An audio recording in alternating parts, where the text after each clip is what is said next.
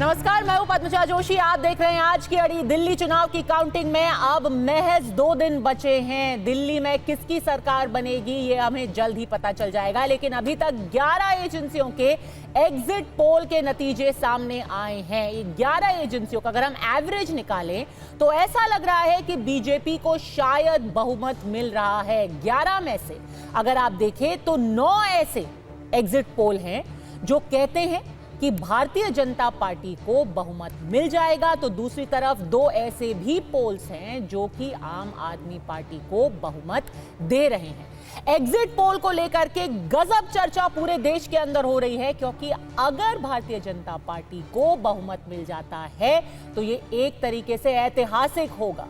करीब करीब 3 दशक ऐसे हो चुके हैं जब सत्ता का सूखा झेला है भारतीय जनता पार्टी ने।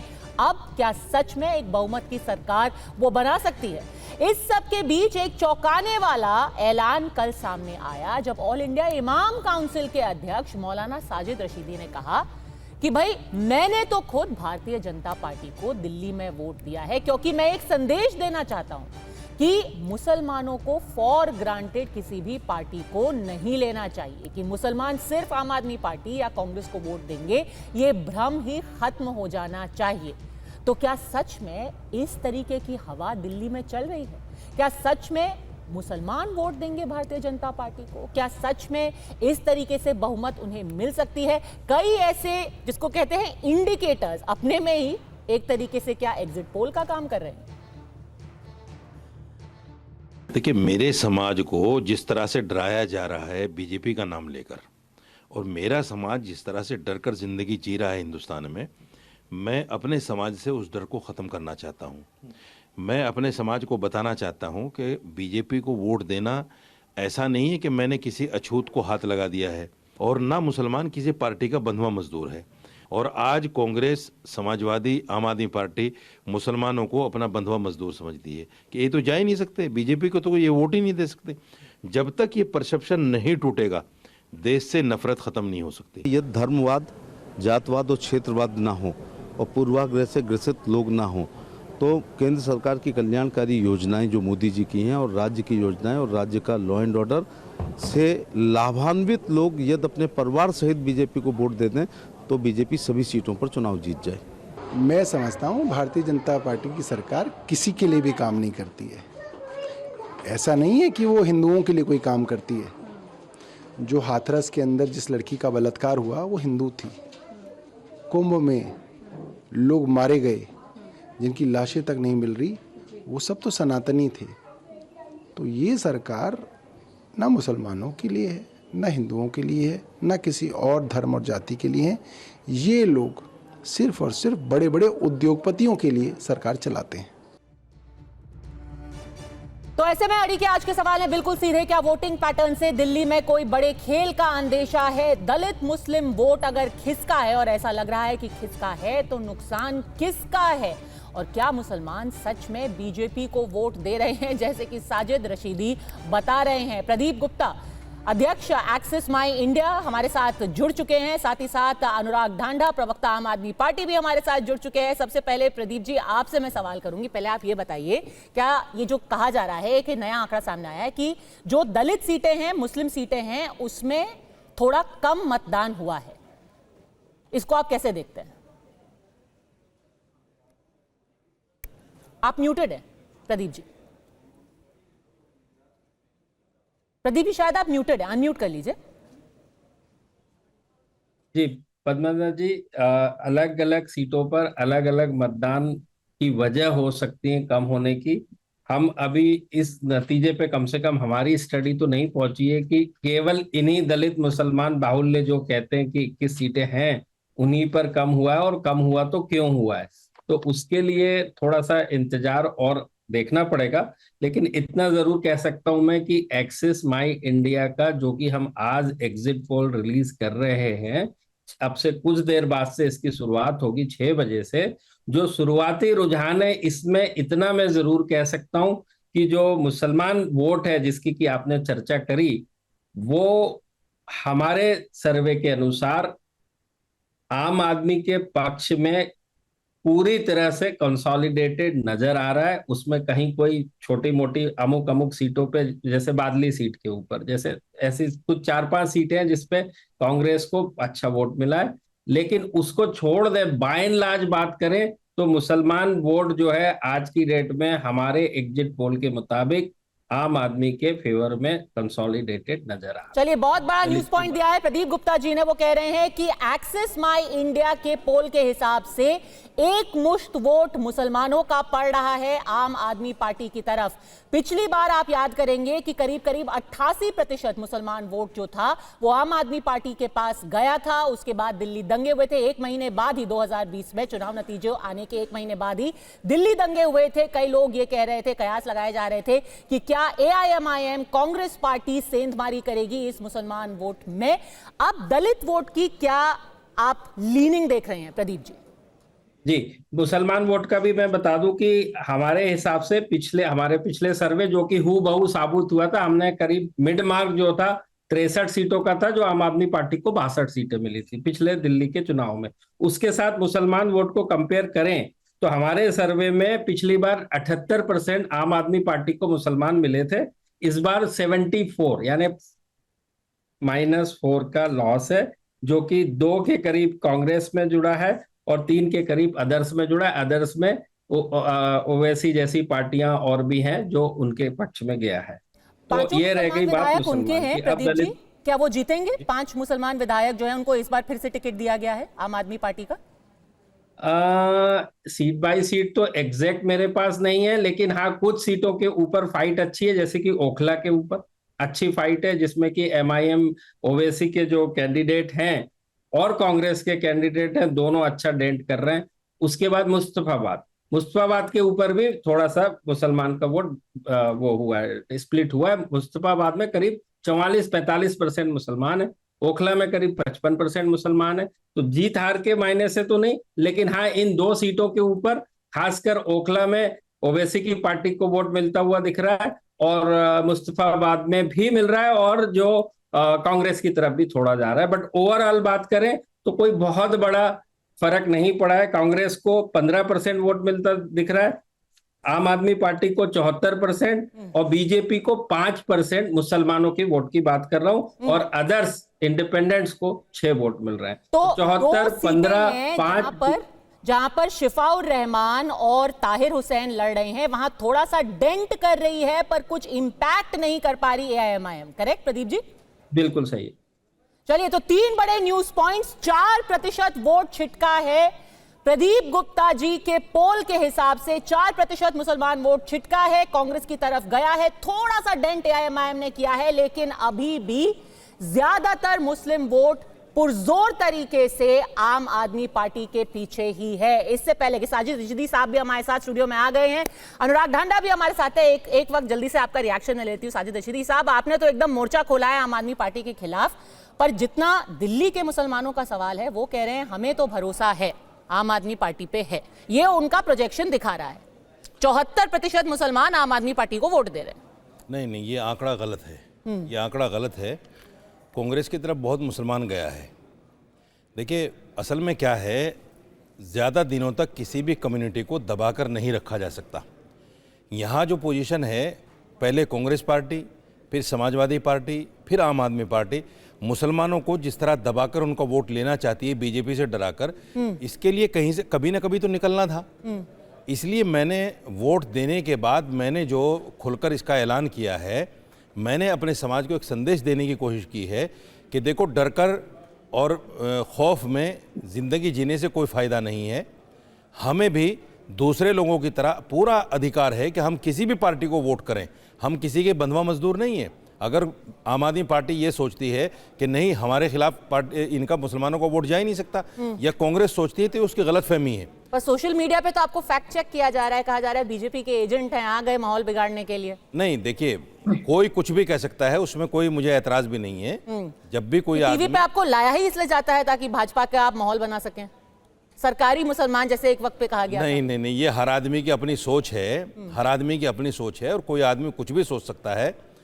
पहले ढांडा जी जर्नलिस्ट हुआ करते थे, जाहिर बात है किसी ना किसी की तरफ इनका रुझान सहयोग होगा की उस बात है, हम सभी जर्नलिस्ट हुआ करते थे, हाँ, शाजिया भी जर्नलिस्ट हुआ करती थी। बिल्कुल बिल्कुल। उस वक्त पता नहीं किसी ना किसी पार्टी की तरफ रुझान होगा, लेकिन आम आदमी पार्टी की तरफ चले गए। हाँ। तो सवाल ये नहीं कि कौन आदमी क्या कर रहा है, सवाल ये है कि किसी भी समाज को ज्यादा दिनों तक दबाकर डराकर नहीं रखा जा सकता। ठीक है, मैंने जो इससे संदेश पहले दिया है इससे पहले हाँ, ठीक है, इससे पहले कि अनुराग ढांडा इस पर जवाब दे, मैं जल्दी से सारे प्रोजेक्शंस ले लेती हूं, क्योंकि लोगों के दिल में बहुत इस वक्त उत्सुकता है कि प्रदीप गुप्ता के उस फाइल में क्या है। आपने मुसलमान वोट का जिक्र किया, अब ये बता दीजिए दलित वोट किधर जा रहा है? थोड़ी लो वोटिंग हुई है इस बार, 2% कम हुआ है दलित एरियाज में। प्रदीप जी। जी, दलित वोट हमारे हिसाब से हमने उसको 3 भागों में बांटा है दलित को, एक वाल्मीकि समाज, एक जाटव समाज और एक नान जाटव समाज।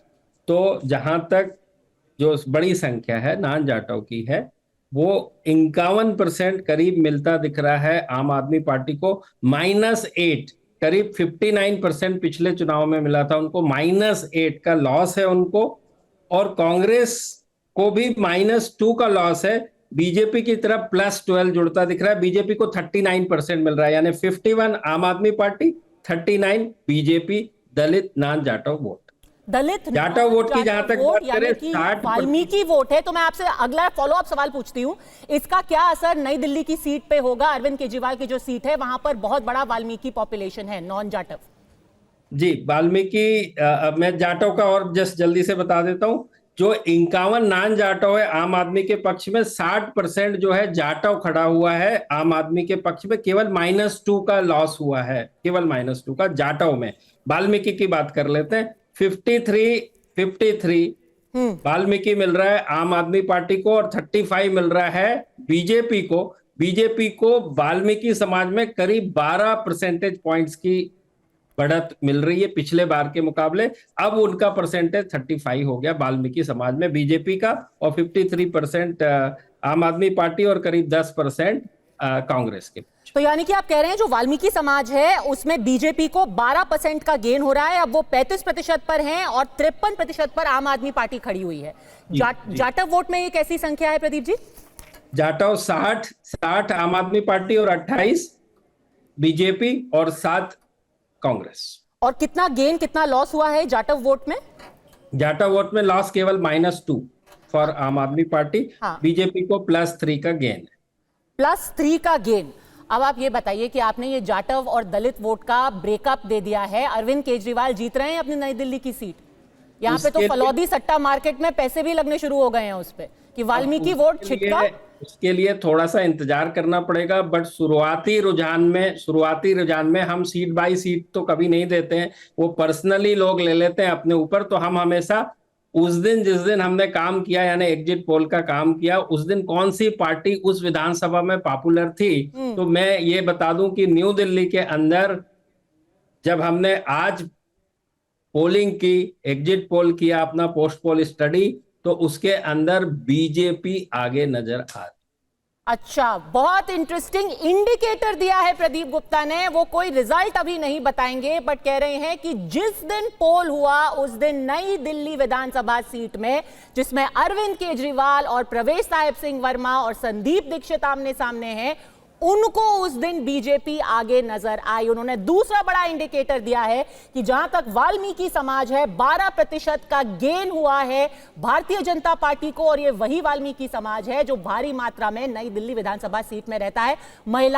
महिलाओं का वोट किस तरफ आप जाते हुए देख रहे हैं प्रदीप जी? देखिए, महिलाओं का वोट का सवाल है, अभी वो आंकड़े मेरे पास आने बाकी है, क्योंकि महिलाओं पे लास्ट में 2 ही डेमोग्राफी होती है, महिला पुरुष। तो उसके लिए मैं थोड़ा सा इंतजार करूंगा। मेरे पास जाति के सारे आंकड़े आ गए, जो कि मैंने आपको सारा चर्चा में बता दिया। ठीक है, जाटव हो गया। मैं चाहूंगा मुझे दूसरे मेरे को एक और चीज बता दीजिए, एक और चीज, आपके फाइनल वोट प्रतिशत में सबसे आगे पार्टी कौन सी है? मैं आपसे सीट वो अभी मेरे पास, वही तो कह रहा हूँ, वो अभी तक आया नहीं, इसी का सारा कोलेशन चल रहा है। अच्छा, आप गवर्नमेंट सर्वेंट और मिडिल क्लास का भी कोलेशन करते हैं? गवर्नमेंट सर्वेंट मिडिल क्लास का इंडिकेटर है?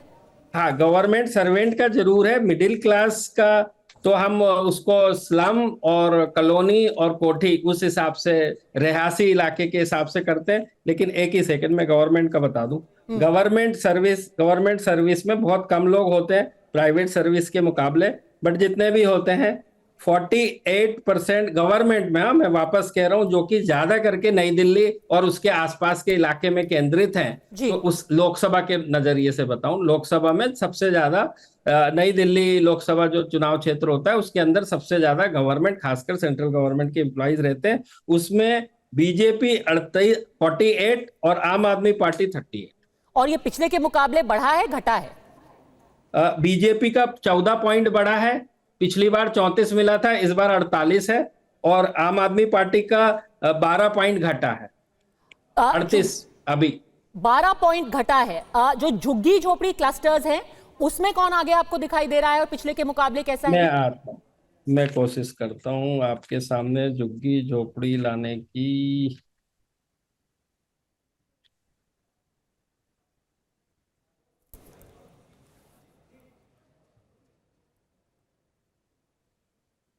अभी मेरे पास आंकड़ा नहीं है, लेकिन वो हाँ, हमने उसका आकलन जरूर किया है। जैसे मेरे पास आता है मैं देता हूं, क्योंकि हमने 6 बजे से ठीक है रिलीज प्रदीप करना जी, चालू बिल्कुल किया, तो बिल्कुल। 1 by 1 जाते जाते ये बता दीजिए आप फाइनल अपने आंकड़े कब देंगे?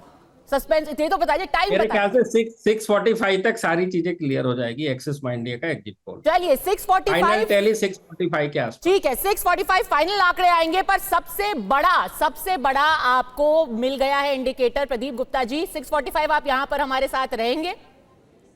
अब मैं देख लेता हूं शेड्यूल को और आपको बताता हूं। ठीक है, डन डन। अब तो आपने ऑन एयर प्रॉमिस कर दिया है 6:45 आपसे मुलाकात होगी। पर सबसे बड़ा इंडिकेटर, पहले आंकड़े यहां आपको एक्सिस माई इंडिया के मिले हैं। 4 बड़े न्यूज पॉइंट जो प्रदीप गुप्ता दे रहे हैं।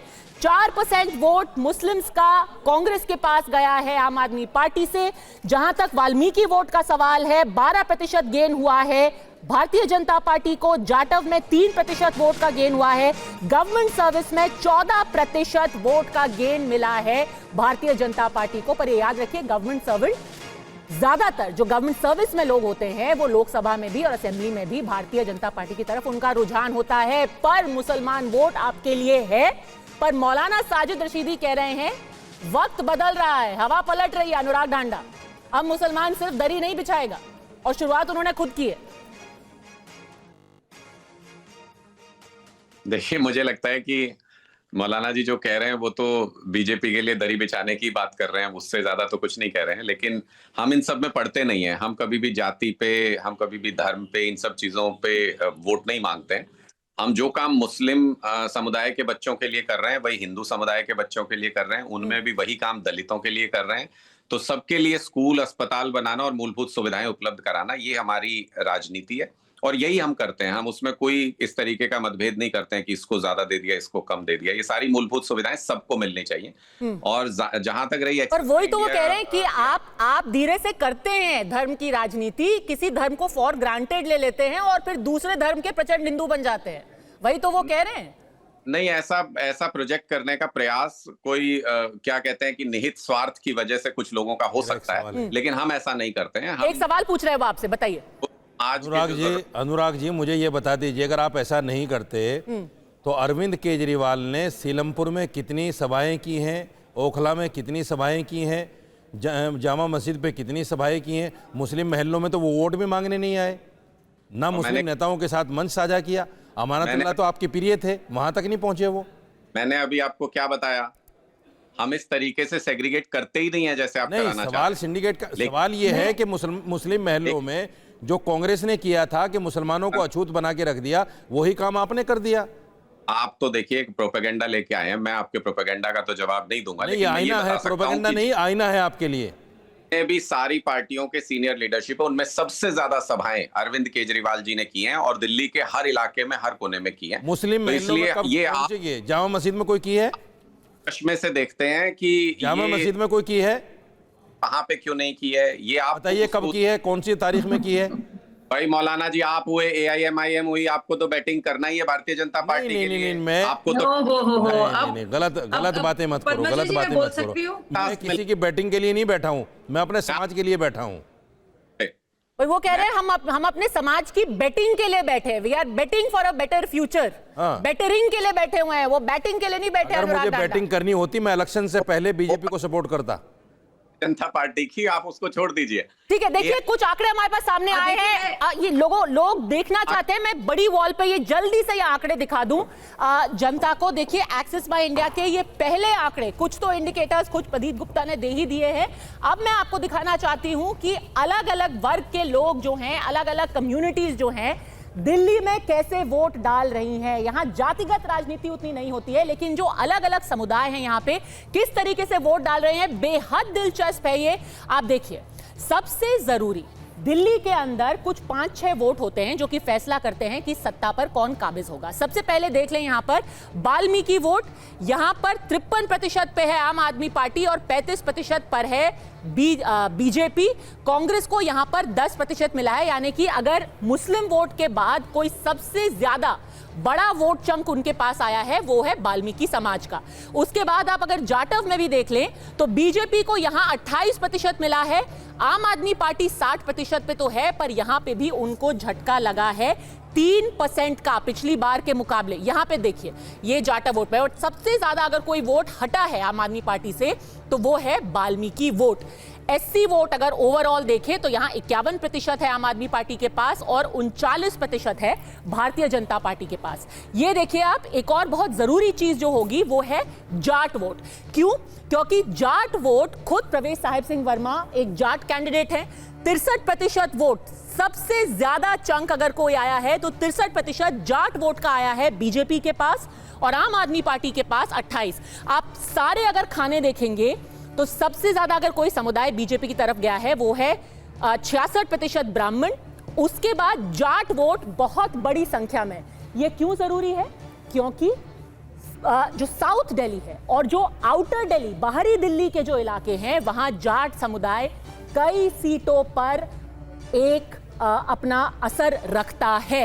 अच्छा, बाकी के देखिए, बिहारी पूर्वांचली वोट, बहुत बात हुई थी, कुछ लोग कह रहे थे कि भारतीय जनता पार्टी से पूर्वांचली वोटर्स नाराज हैं, तो पूर्वांचली वोट सबसे ज्यादा इस बार बीजेपी प्लस। हम बीजेपी प्लस क्यों कह रहे हैं? क्योंकि 2 ऐसी सीटें हैं जो एक एलजेपी और एक जेडीयू लड़ रही हैं यहां दिल्ली में, तो सब मिलाकर के 50% पूर्वांचली वोट बिहारी वोट गया है बीजेपी को, 43% गया है आम आदमी पार्टी को। पंजाबी वोट, पहले जब मदन लाल खुराना का वक्त था तो पंजाबी वोट उनका गढ़ माना जाता था और अभी भी 46% वोट बीजेपी के पास है, 45% आम आदमी पार्टी के पास गया है। हरियाणवी वोट 54% बीजेपी के पास और 36% आम आदमी पार्टी के पास। एक और आपको दिलचस्प आंकड़ा दिखाना चाहूंगी जो है पहाड़ी उत्तरांचल का जो वोट है। 2 कैंडिडेट ऐसे हैं जो कि उत्तरांचल के हैं जो भाजपा ने उतारे हैं इस बार, एक मुस्तफाबाद में है और एक पटपड़गंज से लड़ रहे हैं रवि नेगी। पिछली बार उन्होंने कड़ी टक्कर दी थी मनीष सिसोदिया को। आप देखिए 57% उत्तरांचली वोट गया है बीजेपी को और 35% गया है आम आदमी पार्टी को। तो यहां पर काफी सॉलिड वोट शेयर है आम आदमी पार्टी के पास, पर काफी वोट खिसका भी है। अब पिछली बार के मुकाबले इसको कंपेयर करना भी जरूरी है, बट जितना प्रदीप गुप्ता ने हमें बताया है तो 2-3 जगह हैं जहां थोड़ा वोट शेयर कम हुआ है आम आदमी पार्टी का, पर क्या उनको वो सरकार से हिलाने के लिए काफी है, ये देखना अभी बाकी है। शाज़िया इल्मी, अनुराग ढांडा साफ कह रहे हैं, अगर हम बात सिर्फ मुस्लिम सीटों की, मुस्लिम वोटर्स की करें, वो कह रहे हैं हम तो सिर्फ विकास की राजनीति कर रहे हैं, इस सब में तो हमें पढ़ना ही नहीं है। बिल्कुल, देखिए अनुराग ढांडा जी को मैं पूरी तरह से एक्सपोज कर दूं। 58 करोड़ रुपए उन्होंने इमामों को दिए और आखिरी मिनट में जब सारे इमाम इकट्ठा हुए उन्होंने लात मारकर उनको भगाया। उनको लगा कि मोदी जी को जो वोट मिलते हैं, भाजपा को जो वोट मिलते हैं, उसमें उनको चुप पड़ना चाहिए या उसमें घात लगानी चाहिए, और उसके चलते उन्होंने पुजारियों और ग्रंथियों की बात की। वो कतई पुजारियों और ग्रंथियों की बात पहले नहीं कर रहे थे। जिस तरह से चाहे बटला हाउस इनकाउंटर हो, उसको लेकर उन्होंने फर्जी एक बार नहीं कई 100 बार बताया है, और अमानतुल्लाह खान का ओखला में यही एक स्टैंड रहा है, एक रुख रहा है। इसके साथ साथ अगर देखेंगे अरविंद केजरीवाल की पूरी राजनीति अगर आप देखेंगे, चाहे वो तर्जील इमाम में मनीष सिसोदिया के साथ तस्वीरें हो, या फिर शाहीन बाग में जो कुछ हुआ वो जिस तरह से उन्होंने पूरी तरह से मोबिलाइज किया मुसलमानों को, तो सब जानते हैं कि इस बार वो घबराहट उन्हें हुई और उनको लगा कि हिंदुओं को भी अपनी तरफ लाना चाहिए। लेकिन जिस तरह से आप बता रही हैं, सारे के सारे आंकड़े आप दे रही हैं, हाँ। और प्रदीप जी ने एक इंडिकेशन दिया है, तो अगर आप देखेंगे पूर्वांचली वोट को, वाल्मीकि को, जाटव में इतना ज्यादा नुकसान नहीं हुआ है, सिर्फ +3 हुआ है। जाट वोट को अगर आप देखेंगे, वोट शेयर को, हाँ। या फिर उत्तरांचली को, और पंजाबी में भी 1 ही प्रतिशत का फर्क है, तो ज्यादा मैं उस पर नहीं देखूंगी। लेकिन ओवरऑल आप गेन और गेन देख रही हैं भाजपा के लिए। ठीक है, हर सेक्शन इसके में साथ- गेन हो रहा है। अनुराग ढांडा, इस पे आप कमेंट करना और चाहेंगे? फिर मैं मुसलमानों यशवंत की जी भी जहाँ जुड़ा तक है बात हमारे मैं साथ। आखिरी बात कहना चाहती हूँ, जहां तक बात है मुसलमानों की, तो काश मुसलमान अपने से मोहब्बत करता और सिर्फ भाजपा से नफरत ना करता। और बार बार जिस तरह के कमेंट्स दिए जा रहे हैं, एक तरफ से अनुराग ढांडा कहते हैं कि वो हिंदू मुस्लिम यकीन नहीं करते, तो अगर कोई इमाम या कोई मौलाना या कोई मौलवी कह रहा है कि हम अछूत नहीं होना चाहते, तो बार बार क्यों बताया जा रहा है उसको कि अरे भाजपा के लिए आप एजेंट पर हैं। शाजिया, वो भी आपसे मैं तो नहीं कह मोहब्बत रही कर अनुराग लेते, ढांडा आप को उनको कि आप पहले मुस्लिम टिकट तो लीग के देते, एजेंट नहीं तो ये हैं। वन तो साइडेड क्यों है मोहब्बत हो मुसलमानों जाएगी के लिए ना। क्या तयशुदा वो आपसे तयशुदा मोहब्बत रास्ता है? करते रहें और क्या आप उनको लक्ष्मण टिकट भी रेखा ना है दें। मुसलमानों के लिए? क्यों मुसलमानों को वंचित रख रहे हैं? आप तो मुसलमान हिंदू दोनों के वोट चाहते हैं, लेकिन मुसलमान ना चाहे, मुसलमान ना वो वोट जिहाद करे, वो जो है किसी तरह अनुराग से ढांडा। दरी बिछाए और दस्तरखान बिछाए और वोट जिहाद करे। मुसलमानों का ये काम अनुराग है ढांडा, जी। तो हाँ, आप क्यों- अनुराग क्यों ढांडा, आप एक अनुराग तरह से ढांडा, आप ठीक है, क्यों अभी इस तरह की अभी बातें इसका कह रहे थे? अगले अगर- चुनाव में क्या असर होता है ये देखना बाकी है। पर फिलहाल कम से कम आंकड़े ये बता रहे हैं कि AIMIM ज्यादा डेंट नहीं कर पाई है। आपके लिए ज्यादा चिंता का विषय है कांग्रेस पार्टी। कांग्रेस पार्टी कुछ पुल करने के लिए सक्षम हुई है, वो मुसलमान उनकी तरफ गए हैं। देखिए, मुझे नहीं लगता है कांग्रेस पार्टी 4 या 5 सीटें ऐसी हैं जहां पे थोड़ा बहुत कंसिडरेबल प्रेजेंस कांग्रेस पार्टी दिखा पाएगी। कोई नंबर्स में कन्वर्ट होगा, मुझे नहीं लगता है इस तरीके का। जो भी आपके एग्जिट पोल जो भी दिखा रहे हैं, कल से ही चल रहा है ये तो मामला, तो इन सब में मैं ज्यादा नहीं जाता हूं। लेकिन मैं इतना जरूर कह सकता हूं कि सीधा मुकाबला आम आदमी पार्टी और बीजेपी के बीच में था, और जितना भी कमजोर तबका, जितना भी पिछड़े वर्ग के लोग, गरीब लोग होते हैं, वो सारे के सारे इस चुनाव में निश्चित तौर पर खुलकर बोले नहीं होंगे। तो इसलिए मुझे लगता है कि कोई भी एग्जिट पोल इस बार असेस नहीं कर पाएगा। भारतीय जनता पार्टी ने जिस तरीके की गुंडागर्दी, जिस तरीके की पुलिस की तानाशाही चल रही थी खुलेआम, जिस तरीके से सिस्टम का प्रेशर बनाया जा रहा था, मुझे नहीं लगता है कि किसी भी एग्जिट पोल में आपको एग्जैक्ट नंबर्स दिखाई देंगे। चलिए, आप आपको 8 एग्जिट तारीख पोल को का विश्वास जरूर ना कीजिए, आप साजिद रशीदी का तो विश्वास कर लीजिए। वो यहाँ पर चलते फिरते एग्जिट पोल है, जो यहाँ पर बैठ करके इमाम काउंसिल के हेड कह रहे हैं कि अब वक्त भाजपा को वोट देने के लिए आ गया। लेकिन कांग्रेस को क्यों नहीं, मौलाना साहब? कम से कम कांग्रेस मुसलमानों को टिकट तो दे रही है, भाजपा तो टिकट ही नहीं दे रही, फिर भी आप उनकी तरफ जा रहे हैं। देखिए, मैं फिर कहता हूं, अच्छी तरह समझ लीजिए उसको। मैंने भाजपा की सदस्यता ज्वाइन नहीं की है, या मैंने भाजपा के सामने सरेंडर नहीं किया है। मैंने भाजपा को अकेले अपना वोट देकर अपनी बिरादरी, अपनी समाज को ये संदेश देने की कोशिश की है कि जो दूसरी पार्टियां हमें डराकर हमसे वोट लेना चाहती हैं, अब ये डर की राजनीति छोड़ दो। जो इन्होंने कहा, एक टैग लग गया मुसलमानों के ऊपर कि मुसलमान भाजपा को हराने के लिए वोट करता है।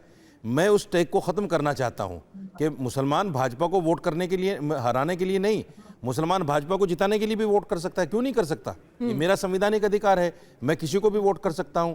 आप मुझे डरा रहे हैं इस बात के लिए कि अगर भाजपा आ जाएगी तुम्हारा वोट राइट छिन जाएगा, तुम्हारा मस्जिदों में नमाज पढ़ना मुश्किल हो जाएगा, तुम्हारे मदरसे बंद हो जाएंगे। ये तमाम चीज़ें करके जो आम आदमी पार्टी, समाजवादी पार्टी, कांग्रेस हमें डराकर अपना वोट बैंक बना के रखना चाह रही है। मैं इस भ्रम को तोड़ना चाहता हूं कि हमारा समाज अब डरकर जिंदगी नहीं जिएगा। मैं इस पर बाकायदा काम करूंगा, ये मेरा अधिकार रहेगा। अगर हमें आम आदमी पार्टी को वोट भी करना है तो हम बैठकर नेगोशिएट करेंगे इनसे पहले कि आप हमें क्या देंगे, आप पार्लियामेंट में कितनी सीट देंगे, विधानसभा में कितनी सीट देंगे, ये तमाम चीजें बैठकर बात करेंगे, तब हम किसी पार्टी को वोट देंगे, चाहे वो कोई सी भी पार्टी हो। अब ऐसे नहीं होगा कि आंख बंद करके वोट दे दिया, कोई बात नहीं है। इस पर बाकायदा काम किया जाए। आपको कितना रियलिस्टिक लग रहा है? क्या साजिद रशीदी साहब, यशवंत जी एक अकेले हैं, या इनकी कम्युनिटी के और भी लोग हैं जिनके मन में कुछ ऐसे भाव उठ रहे हैं, जिनका कुछ हृदय परिवर्तन हो रहा है भाजपा की तरफ खासतौर पे? आपके जो ऑन ग्राउंड एक्सपीरियंस है, आपको क्या लग रहा है? सत्य जिस तरीके से भी आप देखना चाहें, एक तो ये कि देश में मुस्लिम मतदाताओं का मौलिक रुझान भाजपा के खिलाफ है। ये एक निर्विवाद सत्य है, ये पिछले कई दशकों से है, और इसमें किसी को कोई कोई मुझे लगता नहीं कि किसी संदेह की गुंजाइश होनी चाहिए।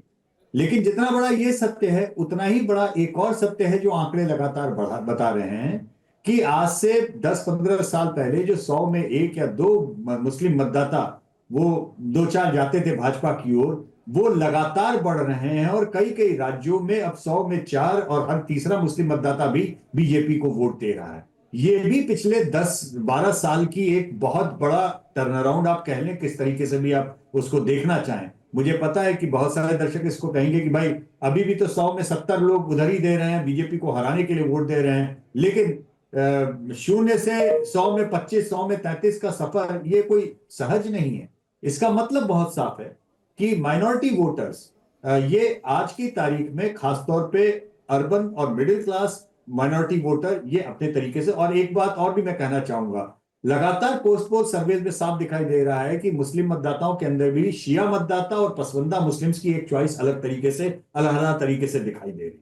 तो ये अब कोई एक वैसा वोटिंग ब्लॉक नहीं रह गया है जिसके आगे अब आप कुछ कहें कि नहीं अब तो इसके अलावा कुछ हो ही नहीं सकता। मसलन अभी जो हमारे आंकड़े आ रहे हैं उसमें भी हमको लगातार ये दिख रहा है कि मुस्लिम मतदाताओं का दिल्ली में रुझान, ठीक है आम आदमी पार्टी के लिए बड़ा ब्लॉक गया, छोटा ब्लॉक एक कांग्रेस के लिए गया, लेकिन अगर आप 4 माइनॉरिटी सीट्स को हटा दें तो आपको एक बहुत चौंकाने वाला आंकड़ा आएगा।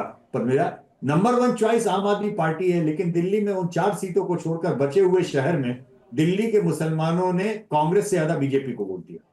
अब अगर मैं इसी आंकड़े को इस तरह से बोलूं तो आप झटका खा जाएंगी। बीजेपी को 100 में 10 मुसलमान वोट दे रहे हैं, ये इतनी बड़ी खबर नहीं है। बीजेपी को उन 4 सीटों के बाहर कांग्रेस से ज्यादा मुसलमानों ने वोट दे दिया, क्या ये बड़ी खबर आपको नहीं लगती? तो सत्य के देखिए बहुत सारे ग्रे एरियाज हैं। अभी भी मेजॉरिटी मुस्लिम बीजेपी को हराने के लिए वोट देता है, ये एक निर्विवाद सत्य है, लेकिन ये वैसा वन साइडेड अफेयर नहीं रह गया है जो पहले कहा जाता था। अब मुस्लिम समाज के बड़े तबके में अपना वोट, यहां तक कि भाजपा को भी देने का उनका निर्णय, ये अपने आप में क्रिटिकली आ रहा है। ये बहुत बड़ा न्यूज पॉइंट है जो कि यशवंत जी दे रहे हैं कि जो 4 मुस्लिम सीटें जिनको दिल्ली में कहा जाता है, उनके अलावा जो बाकी मुस्लिम बाहुल सीटें हैं वहां पर मुसलमानों ने टॉप पे तो आम आदमी पार्टी को वोट दिया है, लेकिन दूसरे नंबर पे भारतीय जनता पार्टी है। ये काउंटर पोलराइजेशन वाला वोट तो नहीं है, ऐसा तो नहीं है कि उन सीटों पर हिंदू वोट दे रहे हैं बीजेपी को। आप ये कह रहे हैं कि उन सीटों पे मुसलमान बीजेपी को वोट दे रहे हैं? देखिए मुझे याद है जब 2012 के असेंबली इलेक्शन हुए थे, पद्मजा, 2012 के गुजरात असेंबली इलेक्शन हुए थे, उस समय हमारे पोस्ट पोल में ये आया था कि लगभग हर चौथा मुसलमान गुजरात में भाजपा को वोट दे रहा है। और मुझे याद है कि उस समय योगेश जी ने और बाकी लोगों ने कहा था कि ये जल में रहकर मगर से कोई बैर नहीं करता, इसलिए वोट दे रहा है, डर के कारण वोट दे रहा है। मेरा मानना यह है कि जहां पे डर नहीं है, किसी भी किस्म का पोलराइजेशन नहीं है, वहां पे मुस्लिम मतदाता अपने अलग तरीके से वोट देता है। जहां पे पोलराइजेशन होता है वहां पर एक उसी तरीके का उसका भी वोट जाता है जैसे हिंदू पोलराइज होकर वोट देता है। तो अगर कम्युनल पोलराइजेशन होगा तो ऑब्वियस सी बात है हिंदू में भी होगा, मुसलमान में भी होगा, सभी में होगा। लेकिन ये सोचना कि मुस्लिम मतदाता मुल्क का बस एक ब्लॉक है और वो आंख मूंद कर अंध चाल की तरह एक ही तरफ जाता है, ये पूर्ण सत्य नहीं है। ये बहुत बड़ा न्यूज पॉइंट है। साजिद अशीरी साहब कितने खुश हो गए स्टूडियो में, वो ऐसे लोगों को ढूंढ के उनकी यूनियन बनाने वाले हैं और यूनियन के हेड खुद बन जाइए आप। देखिए यशवंत जी, एक बात इन्होंने बड़ी साफ लफ्जों में कही है कि मुसलमान यकीनी तौर पर अभी तक जो है बीजेपी को हराने के लिए वोट करता है। मेरा भी दर्द यही है, हम ऐसा वोटर क्यों बने कि हम किसी पार्टी को हराने वाले बने? ये क्यों हुआ है? ये पिछले 60-65 सालों से जितनी भी पार्टियां हमारी हितैषी रही हैं, चाहे वो कांग्रेस हो, समाजवादी हो, आम आदमी पार्टी हो, इन तमाम पार्टियों ने हमें यही नैरेटिव दिया और यही कहा हमसे कि बीजेपी को वोट मत करना, अगर बीजेपी को वोट करोगे तो तुम्हारा वोट राइट छिन जाएगा, तुम्हारी मस्जिदों पे ताला पड़ जाएगा, तुम्हारे मदरसों को बंद कर दिया। मैं एक बात कहना चाहता हूं, ये देश जब तक जमहूरियत में यकीन रखता है, संविधान में यकीन रखता है, ना तो कोई पार्टी मुसलमानों को ज्यादा दे सकती है जो मेरा संवैधानिक अधिकार है, ना कोई पार्टी उस संवैधानिक अधिकार को छीन सकती है जो संविधान ने मुझे दिया है। तो मेरा समाज डरकर जिंदगी क्यों गुजारे? मेरा समाज इन पार्टियों के डर से इनका बंधवा मजदूर क्यों बने, बंधवा वोटर क्यों बने? मैं उसी डर को निकालने के लिए आगे आया हूं। और इसी डर को निकालने के लिए मैंने वोट करके बीजेपी को तमाम लोगों में एक मैसेज देने की कोशिश की है कि डरो नहीं, ये पार्टियां हमारी माई बाप नहीं है। अगर ये हमसे कुछ हमारा भला नहीं कर सकते तो फिर हमें वोट देने की जरूरत नहीं है। अनुराग ढांडा, हमारे लिए विकल्प दूसरे भी हैं। अनुराग ढांडा, विकल्प ढूंढने का टाइम आ गया और दिल्ली में कुछ मुस्लिम वोटर विकल्प ढूंढ रहे हैं। भले से ही आपकी पार्टी नंबर 1 पर है, पर हर तीसरा मुसलमान बीजेपी को एक विकल्प मान रहा है। देखिए, मौलाना साहब ने 2-3 बार मेरी पार्टी का नाम ले दिया और ये कह दिया कि हम डराते हैं मुस्लिम को कि बीजेपी को वोट देंगे तो ये हो जाएगा, वो हो जाएगा। ये एक बयान हमारे किसी लीडर का कहीं नहीं दिखा सकते आम आदमी पार्टी के का जिसने इस भाषा का इस्तेमाल किया हो। केजरीवाल तो मुझे लगता है कि केजरीवाल जी ने कहा है खुद, आप सिर्फ अगर आपने बीजेपी को वोट दे दिया तो ये आपका वोटिंग राइट भी छीन लेंगे। केजरीवाल का बयान पब्लिक डोमेन में है, देख लो आप। पार्टी के प्रेम में इतने अंधे मत होइए कि कुछ भी बोल दें। अरे भाई, हम कभी भी नहीं हूं, मैं अपने कौम की फिक्र में अंधा हूं मेरे भाई। आप बार बार मेरे ऊपर इल्जाम लगा रहे हैं कि मैं बीजेपी के प्रेम में आ गया। जब आप बोल रहे थे मौलाना जी, मैं बीच में तो नहीं बोला, तो मुझे लगता है आप कि ऐसा इल्जाम क्यों लगा रहे हैं फिर? क्योंकि आप इल्जाम लगा रहे हैं। आम आदमी पार्टी ये कह के वोट नहीं मांगती, आम आदमी पार्टी ये कह के वोट मांगती है कि हम आपको मूलभूत सुविधाएं दे देंगे। और जब वो कहते हैं तो हिंदू के बच्चों के लिए भी कहते हैं और मुस्लिम के बच्चों के लिए भी कहते हैं और सिख के बच्चों के लिए भी कहते हैं और ईसाई के बच्चों के लिए भी कहते हैं। तो आप जबरदस्ती हमें उस पेंट में ढालने का प्रयास मत कीजिए जो बाकी राजनीतिक दल राजनीति करते हैं कि इनको वोट मत दीजिए, उनको वोट मत दीजिए। हम नहीं कहते, लोगों को हम ये कहते हैं अपनी चॉइस से वोट दीजिए, लेकिन अगर स्कूल अस्पताल के लिए देना चाहते हैं तो आम आदमी पार्टी को दीजिए। हम अपना काम बता के वोट मांगते हैं। आप जबरदस्ती हमको पेंट करने का प्रयास नहीं करें। आप ठीक है बैटिंग कर रहे हैं भारतीय जनता पार्टी के लिए, लेकिन उसमें हमें क्यों जबरदस्ती पेंट? नहीं कर रहा हूं, मुझे करनी होती इलेक्शन से पहले करता। ठोक के कर रहे हैं, इससे ज्यादा क्या कहें भाई? मैं बैटिंग बीजेपी के लिए नहीं कर रहा हूं, मैं अपने समाज के लिए कर रहा हूं। उनको डर से निकालने के लिए कर रहा हूं। जवाब क्यों देने की जरूरत महसूस कर रहे हैं साजिद रशीदी? बार-बार मुझे मुझे जरूरी बात कहनी है। देखिए, अभी भी देखिए कितना कम्युनल माइंडसेट है अनुराग ढांडा का, किस तरह से वो शर्मसार करने की कोशिश कर रहे हैं। जब बात होगी मुसलमानों की तो शर्मसार करेंगे। आपने पुजारियों ग्रंथियों की बात की तो क्या आपको एंटी मुस्लिम माना गया अनुराग ढांडा? आपको नहीं माना गया।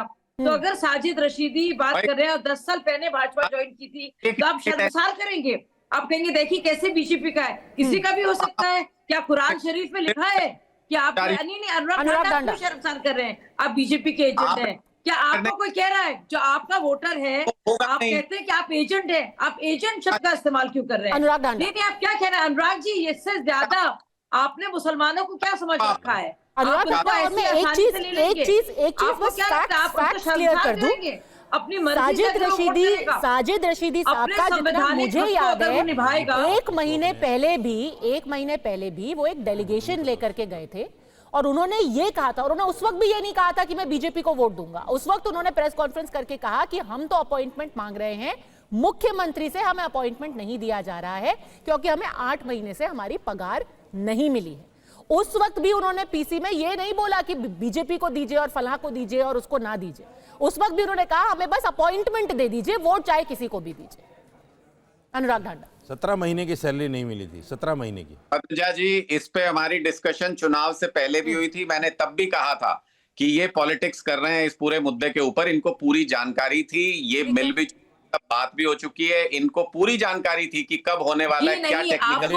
अगर मैं अपनी सैलरी मांग रहा हूँ, अपनी तनख्वाह मांग रहा हूँ जो 17 महीने से नहीं रुकी, घबराहट थी कि कांग्रेस को ये वोट मिलेंगे, इसलिए आपने सॉफ्ट हिंदुत्व के चलते आप कॉपी कैट बने और आपने मोदी जी के वोट बैंक को आपने उस पर घात लगाने की। देखिए, जो भी पॉलिटिक्स कर रहा है, आपको पॉलिटिक्स करने के लिए भी बहुत देर हो चुकी है क्योंकि वोट सारे डब्बे में बंद हो चुके हैं और 24 घंटे में पता भी चल जाएगा कि दिल्ली की जनता ने और मुसलमानों ने किसको वोट दिया। अब पॉलिटिक्स का कोई फायदा भी नहीं है, लेकिन क्योंकि आप कह रहे हैं कि हम हर वर्ग के लिए, हर उम्र के लिए काम करते हैं, अब ये देख लेते हैं कि कैसे अलग अलग वर्ग के लोगों ने वोट दिया है। सबसे पहले मैं वो आंकड़े दिखाना चाहूंगी कि अलग अलग एज ग्रुप्स जो हैं उनमें किस तरीके का वोट पड़ा है।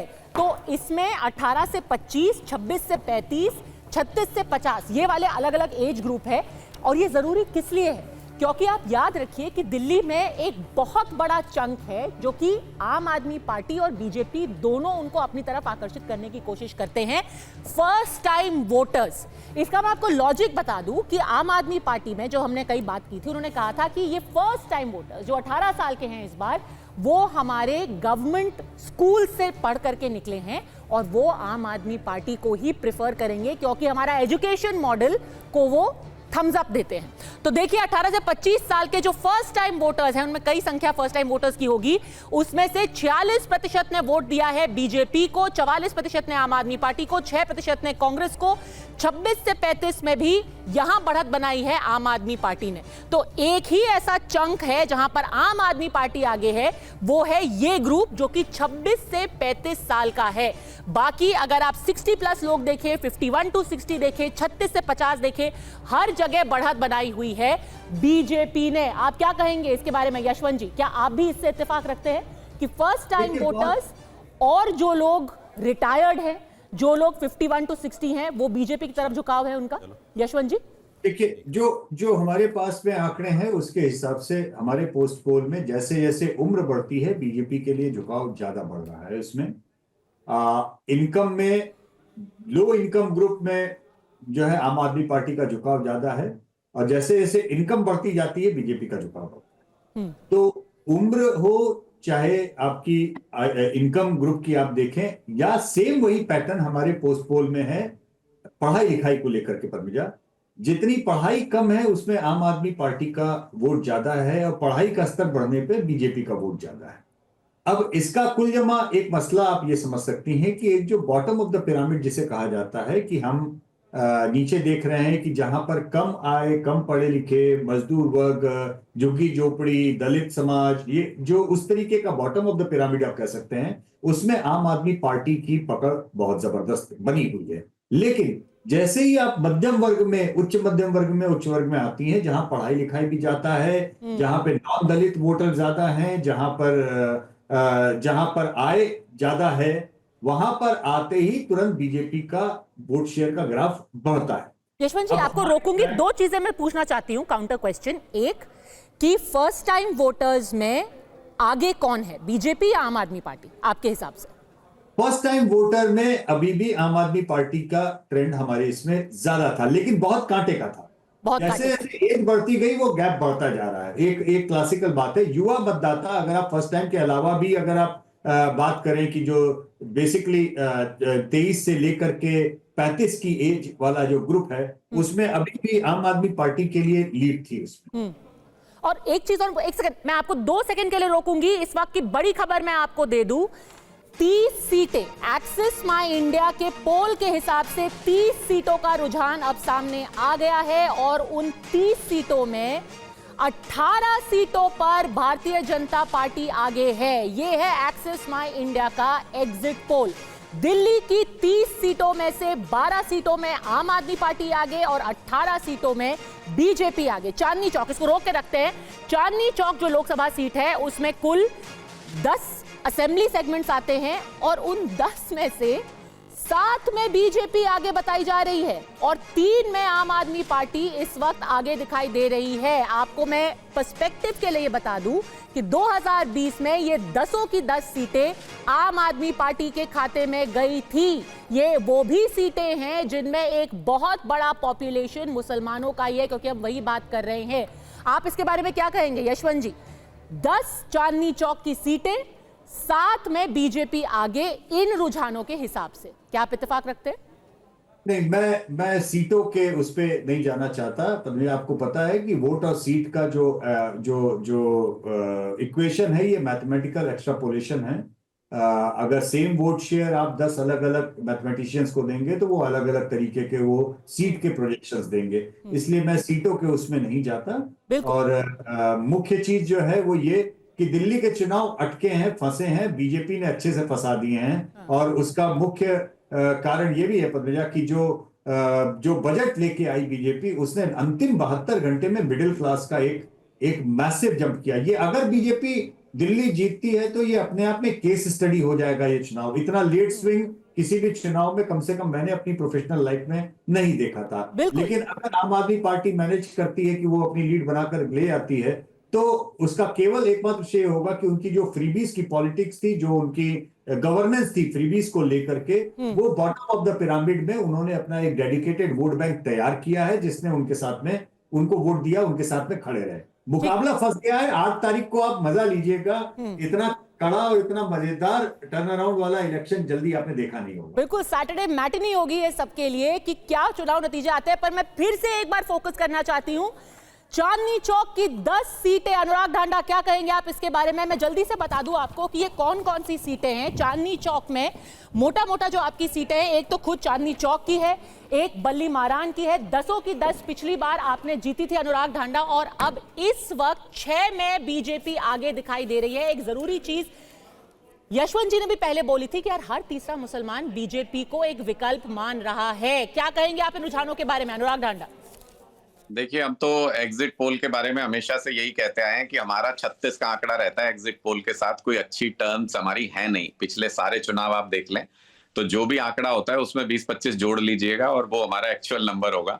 और यही इतिहास है अभी तक का। दिल्ली के चुनाव देख लीजिए, पंजाब के चुनाव देख लीजिए, सब एग्जिट पोल हमें थोड़ा 20-25 सीटें नीचे ही रखते हैं, और उसके बाद जब रिजल्ट निकल के आता है तो 20-25 सीटें ऊपर आती हैं। हाँ, ये चांदनी चौक वाला मैं अभी भी देख रहा था, एक सोशल मीडिया पोस्ट पे भी प्रदीप गुप्ता जी ने ही डाला है शायद, तो उसमें वोट शेयर दिखा रहा है 46% और 45% चांदनी चौक लोकसभा के अंदर, और सीटें दिखा रहे हैं 7 और 3। तो मुझे नहीं पता है कि इतना क्लोज मार्जिन कैसे प्रदीप गुप्ता जी इतना सही प्रिडिक्ट कर लेते हैं। बस दिखाना था बीजेपी को तो दिखा दिया, कोई बात नहीं। मुझे लगता है 8 तारीख को एक्चुअल एग्जैक्ट पोल आएगा। अभी तो सिर्फ एग्जिट पोल है, तो एग्जिट पोल से हमें बहुत ज्यादा उम्मीदें कभी रही भी नहीं है। एग्जैक्ट पोल से हमें पूरी उम्मीद है, लोग साथ देंगे। बिल्कुल, एग्जैक्ट पोल तो लोगों का ही होगा। कौन सी हैं वो 10 सीटें आपको हम बता दें जल्दी से। आदर्श नगर, शालीमार बाग, शकूर बस्ती, त्रिनगर, वजीरपुर, मॉडल टाउन, सदर बाजार, चांदनी चौक, मटिया महल और बल्ली मारान। आप इन रुझानों के बारे में क्या सोचते हैं सर? अगर वो 6 सीटें बता रहे हैं अभी चांदनी चौक में, कि जो चांदनी चौक लोकसभा में 10 टोटल असेंबली सेगमेंट्स, उसमें 7 बीजेपी आगे, मैंने सारे नाम बताए हैं, आप तो जमीन पर भी रहे हैं, आपके लोगों से कनेक्ट है, कौन सी वो 7 सीटें हो सकती हैं? देखिए, असल में क्या है कि जो भी मुस्लिम बहुल सीटें हैं उन तमाम में कांग्रेस भी, आम आदमी पार्टी भी और जो दूसरी अन्य पार्टियां हैं वो भी मुस्लिम कैंडिडेट उतारती हैं। उससे क्या होता है कि मुसलमान वोट बिखर जाता है, और जैसे ही मुसलमान वोट बिखरता है तो इस बार कांग्रेस मजबूती से लड़ी है। इस बात कांग्रेस मजबूती से लड़ी भी है, और मुसलमानों का रुझान कांग्रेस की तरफ था भी। हाँ। मुसलमान कांग्रेस की तरफ अभी जाना तो आप भी कह रहे बीजेपी की तरफ रुझान था मुसलमानों का। नहीं, मुस्लिम वोटों का जो रुझान था, हाँ। इससे आम आदमी पार्टी से हटकर वो कहीं ना कहीं इस बार कांग्रेस की तरफ था।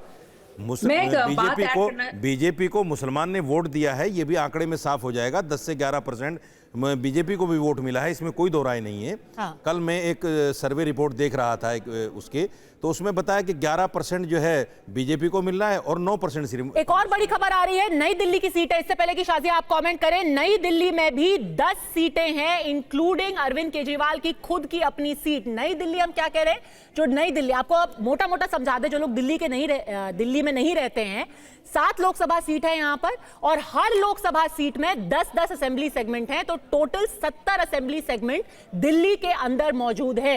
नई दिल्ली लोकसभा सीट में भी 10 असेंबली सेगमेंट ही हैं, और वो हैं करोल बाग, पटेल नगर, मोती नगर, दिल्ली कैंट, आरके पुरम, राजेंद्र नगर, नई दिल्ली, कस्तूरबा नगर, मालवीय नगर, ग्रेटर कैलाश, और इसमें भी बीजेपी अभी आगे है। 49% वोट शेयर, 7 सीटें यहां पर आगे बढ़त दिखा रही है एक्सिस माई इंडिया, और 3 पे आम आदमी पार्टी। ये जो 7 बढ़त बीजेपी की है, अनुराग ढांडा आप मुस्कुरा रहे हैं, मेरे को पता है आप क्या कहेंगे कि हम नहीं मानते हैं इसको। शाजिया इल्मी, 7 सीटों पे बीजेपी आगे नई दिल्ली में। जी देखिए, 2-3 चीजें हैं। अभी यशवंत जी ने मिडिल क्लास के लिए जो कुछ कहा गया है, दिया गया है, उसका जिक्र किया है। मुझे लगता है उससे बहुत ही बड़ा एक इजाफा और जंप है अपने आप में। जब आप बात करेंगे न्यू दिल्ली की, तो आपको अभी भी बताया प्रदीप जी ने, और सब जानते भी हैं कि गवर्नमेंट सर्वेंट्स जो कम है उनकी तादाद, लेकिन ज्यादातर वो नई दिल्ली में है, कई आरके पुरम में है। अब 8th पे कमीशन जिसकी घोषणा भी हुई है, तो अब 8th पे कमीशन के चलते अपने आप में एक बहुत ही बड़ी एक खुशी की बात जिसका गठन हुआ है, उसके चलते ये जो गवर्नमेंट एम्प्लॉइज हैं उनका बहुत जबरदस्त एक फायदा, और उनके लिए ये वो इंतजार कर रहे थे। ठीक है। तो 8th पे कमीशन। उसके अलावा मैं एक और बात कहना चाहूंगी, अभी अनुराग जी समझ नहीं पा रहे थे कि 10 असेंबली सीट्स में कैसे 1% के बावजूद इतनी सीटों का फर्क है। तो ये कई बार होता है, आप जरा समझते हैं इस बात को अनुराग जी, को 2-3 कॉन्स्टिट्यूएंसीज में भी अगर आपके बहुत ज्यादा वोट जाएं, लेकिन फर्स्ट पोस्ट पास सिस्टम में किसी भी एक कॉन्स्टिट्यूएंसी में, ठीक है, चाहे 200 या 300 या 1000 या 2000 या 10,000 से ज्यादा कोई और पार्टी हो, बावजूद इसके कि 3 कॉन्स्टिट्यूएंसीज में, ठीक है, मैं आपको रोकना चाहूंगी यहाँ पे। कुछ बड़े बड़े नंबर्स अब हमारे सामने आ रहे हैं। मैंने आपको समझाना चाह रही थी। एक सेकंड शाजिया, मैं नंबर्स देना चाहती हूँ क्योंकि लोग जानना चाहते हैं इस वक्त आंकड़े क्या बता रहे हैं। जैसा कि मैंने आपको बताया, तो देखिए, नई दिल्ली में पूरी तरह से मैं यकीन कर सकती हूँ पद्मजा जी, आप कई लोगों ने कहा है, लोग बहुत ज्यादा उनकी नाराजगी भी रही है। ठीक है। और नई दिल्ली के मैं आंकड़े में सिर्फ मिडिल क्लास की बात नहीं करूंगी और सिर्फ गवर्नमेंट एम्प्लॉयज की बात। ठीक है, आप कह रहे हैं नई दिल्ली में सब लोग नाराज हैं। मैं एक सेकंड आंकड़े बताना चाहती हूँ। साउथ दिल्ली में जो 10 सीटें हैं, यहाँ पे इक्वली प्लेस दोनों दिखाई दे रहे हैं। 5 पे बीजेपी आगे, 5 पे आम आदमी पार्टी। नॉर्थ ईस्ट दिल्ली, जहां पर दंगों का काफी प्रभाव पड़ा था, वहां पर भी 10 सीटें हैं। यहाँ पर बीजेपी के 2020 में 3 सीटें आई थी, इस बार वो 6 में आगे है, आम आदमी पार्टी 4 में आगे है। नई दिल्ली के आंकड़े मैंने आपको बता ही दिए हैं, यानी कि सबसे अगर अच्छा प्रदर्शन किसी एरिया में हुआ है आम आदमी पार्टी का, तो वो है दक्षिणी दिल्ली, यानी कि साउथ दिल्ली।